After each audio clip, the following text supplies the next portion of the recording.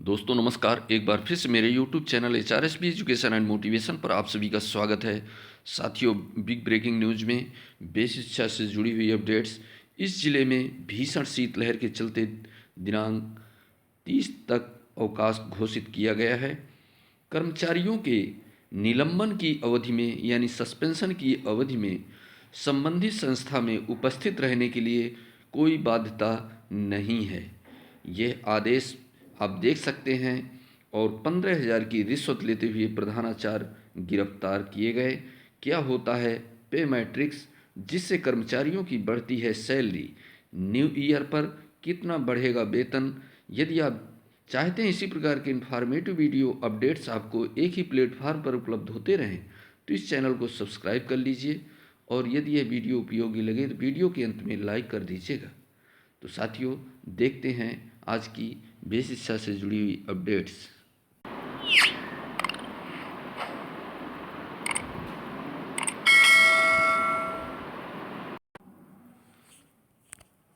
कर्मचारियों की बढ़ती है सैलरी, न्यू ईयर पर बढ़ेगा महंगाई भत्ता। केंद्रीय कर्मचारियों को नए साल पर बड़ा तोहफा मिल सकता है। केंद्र सरकार कर्मचारियों के महंगाई भत्ता में इजाफा कर सकती है, लेकिन इससे पहले वह कर्मचारियों को बकाया महंगाई भत्ता DAD का भुगतान भी कर सकती है। लेकिन आपको यह भी जानना जरूरी है कि आपकी सैलरी पी मैट्रिक्स के आधार पर बढ़ती है। पहले कर्मचारियों का स्टेट्स ग्रेड पे के आधार पर निर्धारित होता था। आइए जानते हैं क्या है पे मैट्रिक्स और किस तरह आपके लिए फायदेमंद हो सकती है। सेवेंथ पे कमीशन के आने के बाद से केंद्रीय कर्मचारी का स्टेटस ग्रेड पे से नहीं बल्कि पे मैट्रिक्स से निर्धारित होता है। इससे कर्मचारी अपने सैलरी के स्तर की जांच कर सकते हैं। साथ ही यह भी जानकारी लगा सकते हैं कि भविष्य में उनकी सैलरी बढ़ने की संभावना क्या है।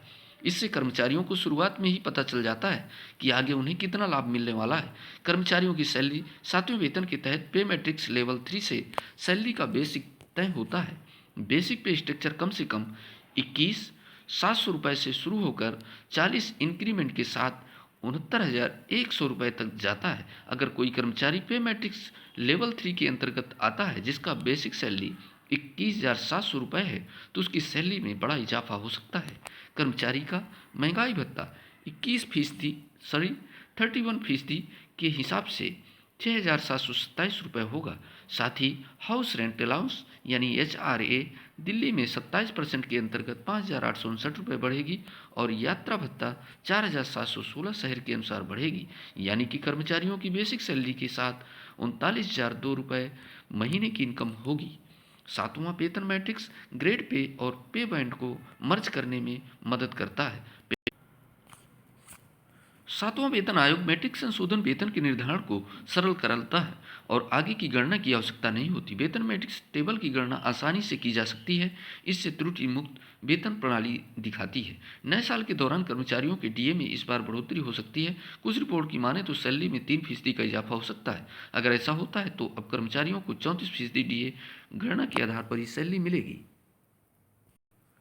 साथियों, महत्वपूर्ण अपडेट्स है।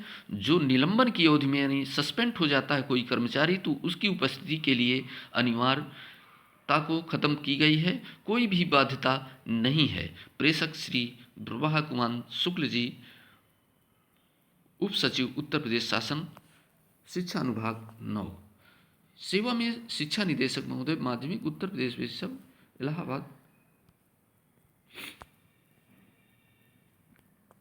यह आदेश 10 अक्टूबर 1974 के तहत महोदय गैर सरकारी उच्चतर माध्यमिक विद्यालयों के कर्मचारियों के निलंबन काल में संबंधित संस्था में उपस्थित रहने के संबंध में अतिरिक्त शिक्षा निदेशक के संदर्भ में मुझे यह कहने का निर्देश हुआ है कि न्याय विभाग द्वारा शासन को यह परामर्श दिया गया है कि निलंबन की अवधि में गैर सरकारी उच्चतर माध्यमिक विद्यालयों के कर्मचारी के लिए संस्था में प्रतिदिन उपस्थित रहना अथवा उपस्थित अंकित करना आवश्यक नहीं है तथा प्रबंधाधिकरण निलंबित कर्मचारी को उपस्थित होने के लिए बाध्य नहीं कर सकता है और न ही निलंबित कर्मचारी के निलंबन भत्ते के भुगतान को इस आधार पर रोका जा सकता है।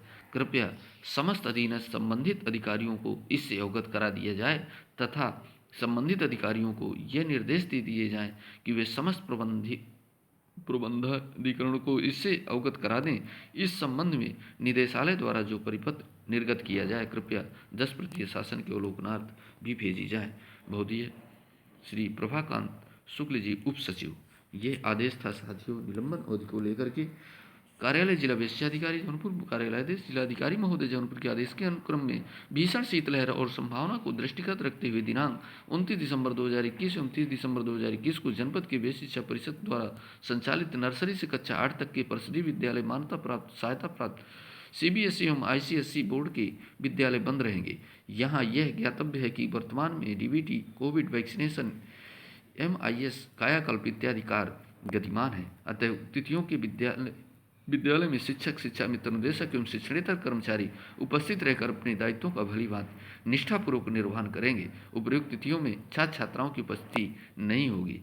जिला विशेषाधिकारी जौनपुर। उत्तर प्रदेश लोक स्वास्थ्य एवं महामारी रोग नियंत्रक अधिनियम 2020 प्रदेश अधिनियम संख्या 17 की धारा 3 तथा प्रदत्त शक्तियों का प्रयोग करके राज्यपाल यह घोषित करते हुए उद्घोषणा जारी करती हैं कि संपूर्ण उत्तर प्रदेश राज्य कोविड-19 से प्रभावित है। यह उद्घोषणा 31 मार्च 2022 तक या कोई अग्रतर आदेश जारी किए जाने तक जो भी पहल हो के लिए प्रवृत्त होगी। अमित मोहन प्रसाद, अपर मुख्य सचिव। 15,000 की रिश्वत लेते प्रधानाचार्य गिरफ्तार। राठ हमीरपुर की खबर है। राठ कस्बे के बीएनबी इंटर कॉलेज के प्रधानाचार्य नरेश चंद को लखनऊ की भ्रष्टाचार निरोधक टीम ने 15,000 रुपये रिश्वत लेते रंगे हाथों गिरफ्तार कर लिया। कॉलेज के ही प्रवक्ता सुधर सिंह ने वेतन वृद्धि के बदले प्रधानाचार्य की रिश्वत मांगने की शिकायत की थी। जिले में यूनाइटेड टीचर्स एसोसिएशन यानी यूटा की मदद से इस वर्ष 5वां मामला पकड़ा गया है।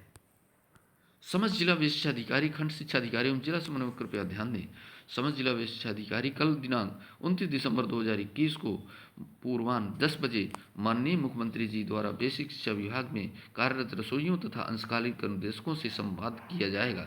उक्त कार्यक्रम का दूरदर्शन उत्तर प्रदेश के प्राइमरी चैनल पर प्रातः 10 बजे से लाइव प्रसारण किया जाएगा तथा यूट्यूब पर लिंक के माध्यम से देखा जा सकता है। साथ ही कार्यक्रम का सीधा प्रसारण सीएम हैंडल पर निम्न लिंक के माध्यम से भी देखा जा सकेगा। यह आपकी यूट्यूब की लिंक है। यह लिंक साथियों हमारे वीडियो के डिस्क्रिप्शन बॉक्स में आपको उपलब्ध करा दी जाएंगी। वहां से आप लिंक को टच करते ही 10 बजे माननीय मुख्यमंत्री जी के सीधा संवाद रसोइयों और अनुदेशकों से आप रूबरू हो सकेंगे। अतः इसकी जानकारी समस्त अभिभावकों, शिक्षकों, रसोइयों, अनुदेशकों, एसआरजी, एआरपी में प्रसारित करें जिससे अधिक से अधिक समुदाय द्वारा उक्त कार्यक्रम को देखा जा सके। महानिदेशक स्कूल शिक्षा उत्तर प्रदेश। साथियों, ये बहुत ही महत्वपूर्ण अपडेट थी।